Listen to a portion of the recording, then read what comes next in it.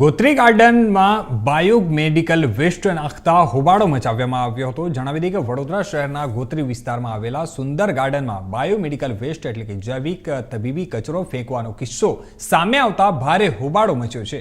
આ ઘટના પર્યાવરણ અને જાહેર સ્વાસ્થ્ય બંને માટે ગંભીર ખતરો ઊભો કરે છે અને તાત્કાલિક પગલાં લેવાની જરૂરિયાત પર ભાર મૂકે છે।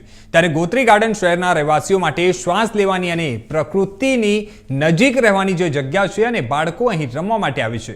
વડીલો સવાર સાંજ ચાલવા નીકળે છે અને પરિવાર સાથે સમય પસાર કરે છે।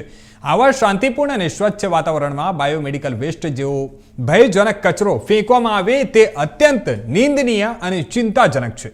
બાયોમેડિકલ વેસ્ટ ખુલ્લામાં ફેંકવાથી અનેક ગંભીર સમસ્યાઓ ઊભી થાય છે। સૌપ્રથમ તે જમીન અને પાણીને દૂષિત કરે છે।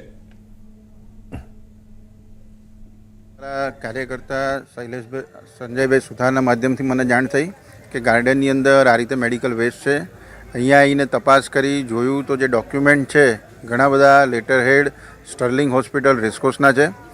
એટલે અમે જે તે અમારા સોલિડ વેસ્ટના અધિકારીઓને બોલાવ્યા, વોર્ડ ઓફિસરને બોલાવ્યા છે, તપાસ કરી છે, આગળની કાર્યવાહી ચાલુ છે અને માનનીય ડેપ્યુટી કમિશનર શ્રી ગંગાસિંહને પણ આની જાણ કરી છે કે આની સામે ગુજરાત પોલ્યુશન કંટ્રોલ હેઠળ જે પણ ગુના થતા જે પણ એની ગાઈડલાઇન છે એના આધારે એની સામે સખતમાં સખત કાર્યવાહી થાય। આ ખૂબ ગંભીર બેદરકારી કહેવાય હોસ્પિટલની।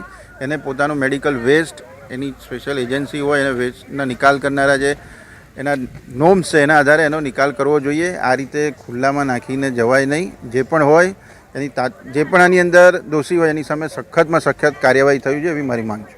અહીંયા સિક્યુરિટી પણ તૈનાત કરવામાં આવી છતાં પણ આ રીતનું મેડિકલ વેસ્ટ મેં આપને અગાઉ પણ કીધું કે આની તપાસ પણ થવી જોઈએ। સિક્યુરિટી અમારા સીસીટીવી ફૂટેજ પણ છે કે આ ખરેખર છે શું, અને જો આની સામે જેટલા પણ લોકો આની અંદર સંડોવાયેલા હોય કે જે પણ હોય એ તમામ સામે સખતમાં સખત કાર્યવાહી થવી જોઈએ।